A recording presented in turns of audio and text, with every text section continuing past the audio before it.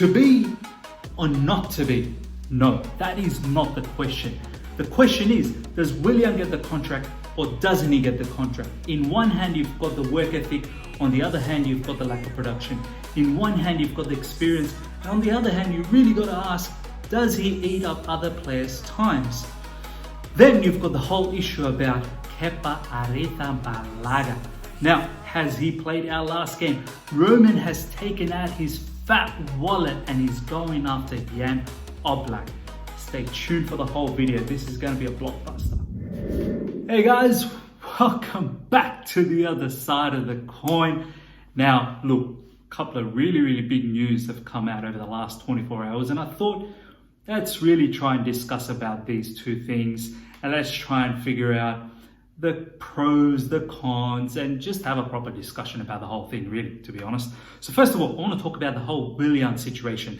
There's been some reports coming out over the last 24 hours, which has been saying that we could possibly strike a deal with Willian's contract extension. Now, there's been plenty of talks in recent times that he's looking for 3 years. He's looking for a 3-year extension. He's 31. For me, 3 years seems quite far-fetched, but that was his condition. Frank, I think what we could see over the, since the beginning of this year, or even just around the lockdown time, that he's keen on this particular player. He truly likes Willian a lot, and you can sense and you can see it as well that he wants him to sign the extension. But he understands that Chelsea hierarchy has never given anyone more than a year once you're more than 30 years old, let alone 3 years. In recent times, we've broken that protocol, but 2 years seem pretty fair. But nonetheless, let's try and see this from both sides. There's sides that are saying that, yes, let's give Willian the contract extension. He's quite invaluable. And then there's sides that are also saying that, let's get rid of him. Let's start fresh. Frank's taken this team and we've got to get rid of some of these old players, and start fresh. So let's have a look at this side first, which is why we should probably get Willian. Now, first of all, with Pedro leaving and so many other players that have left in recent times, we're really left with Azpilicueta, Giroud, and yeah, that's pretty much it in terms of experience. Yes, you can say Kovacic, Jorginho, and those likes, and Rudiger probably, but I think with all the new players that are coming in this season, next season, we've already seen Ziyech and Werner, Kai Havertz, probably another one, possibly going to get a goalkeeper, which I'm going to touch on. And then there's a whole thing about left back. We're definitely getting a left back and maybe even a centre back. So with all these new players coming on and with all the young players that are already in the team, Frank would want to have more experienced players in and around him. Someone who he can sort of lean on, someone who understands. And Frank has played with Willian. He's trained with Willian, and he understands him. And if he didn't trust Willian so much, he wouldn't have used Willian this much since the lockdown. He's pretty much played every single game, almost 90 minutes, bar the last game, which he was injured. I'm pretty sure if he wasn't injured, he probably would have played. So, you can see there's a massive trust factor there for Frank, and I feel like he feels that he can produce some of his plans, and someone like Willian will buy into him and will help him implement those plans into the team. And Frank apparently is coming out, and the reports are saying that he wants Willian to still be one of the main players next season.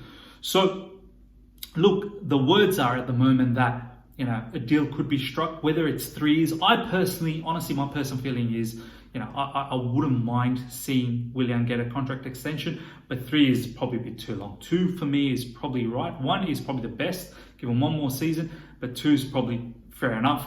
And I can see Frank getting that because of all these reasons. Now, on the flip side, there are fans that are opposed to this particular decision, and it's because, one, they're worried about Willian's production. Let's be honest, as a winger, Willian's not someone who's been producing 20 goals, 15 assists, or lighting it up. There are wingers that are far better than him in terms of production. Yes, he's got great work ethic, great defensive ability, which is once again a positive.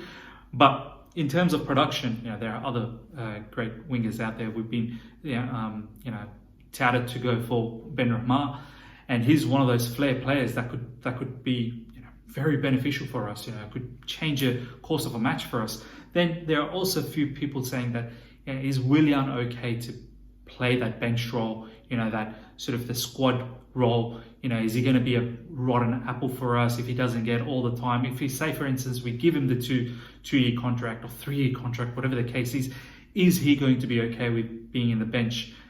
He may not be, and then he might become quite rotten for the whole group. So I understand that. I understand all of that. His production, maybe his attitude could go the other way. But look, I feel Frank would know all of that. I feel like Frank's not stupid that he doesn't know all of these things about Willian.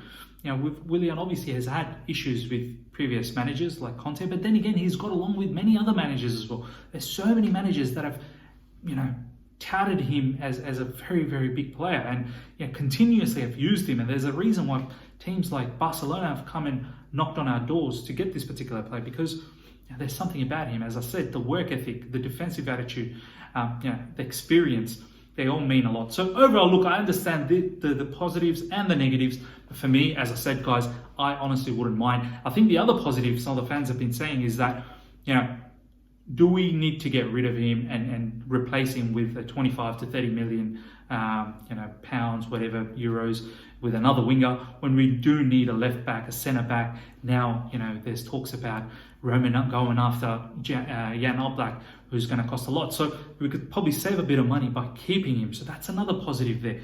So let me know what your thoughts are about Willian. This is a very, very interesting topic. Do you get rid of him now? Do you keep him? Do you think it's smart to keep him for a couple more seasons for all the reasons that I've said? Or do you think it's probably a good time to get rid of him for all the reasons that, the negative reasons about him? So let me know what your thoughts are. Now, in regards to Kepa Arrizabalaga. Now, I feel personally, I think he's played his last game. That was a statement from Frank Lampard. He was asked just before the game, what happened. It was all over social media. Everyone's been saying, what's going on? Kepa's dropped, and he's pretty much, there was no particular reason. He just said that's his choice. And for me, that was the biggest reason. It's so blunt and obvious that he's over Kepa. So we're definitely in for a new keeper. Now, reports have come out, some, whether it's journalists that might not be highly rated or whatnot.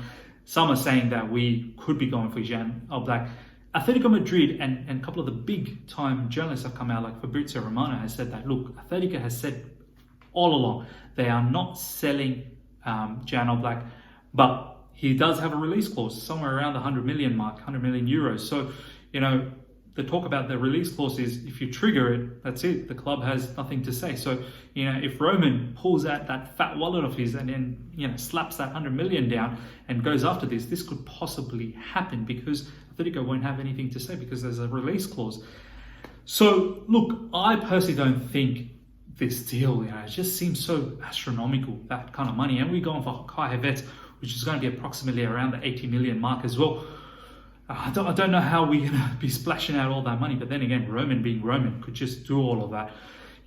For me, Jan Oblak is definitely world's number one keeper. We're going to get a shot stopper. We're going to get someone who's going to be commanding in the box. We're going to get someone who's going to be controlling that defensive structure.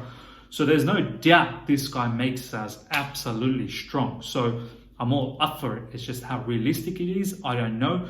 Then there's the whole issue about what do we do about Kepa? It's one thing about not wanting to use him, but how do we get rid of him? Do we loan him out? Do we sell him? Who's going to buy him? We bought him for 72 million, the world's most expensive keeper. How do we get rid of him? There's talks about some loans that he might want to go back to Spain, but I still think that we may have to pitch in on that particular loan fee. So it's not going to be that easy. There's talks about Henderson, who's my top pick. Yes, Jan Oblak is world's number one goalkeeper, but from a realistic point of view, I feel that's probably not going to happen. That's why Henderson is my top pick. Talks about Man United saying that De Gea will still be their number one keeper. So I don't really know how Henderson goes back and plays second fiddle there. So here's a good opportunity there. Onana, obviously, lots of talk about Onana, and he might be the one now that we may go after. He's probably in the cheapish area, about 30 million euros. And everyone's saying that he's an upgrade. Look, I've only watched him in Champions League, so I don't really have too much ideology around him in terms of all the other matches. From what I've seen in Champions League, he seems like an okay keeper. But everyone's touting him that he's a much better upgrade than Kepa. So guys, let me know about this situation as well. What do you do about Kepa? Do you keep him? Do you get rid of him? Do you break the bank and go for Jan Oblak? Is it even possible? Do you go for Onana? Do you go for Henderson? Let me know what your thoughts are.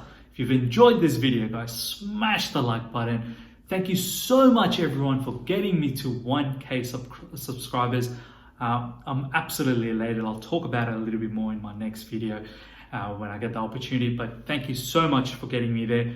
And smash the bell notification to keep in touch with all my content. Until next time, see ya.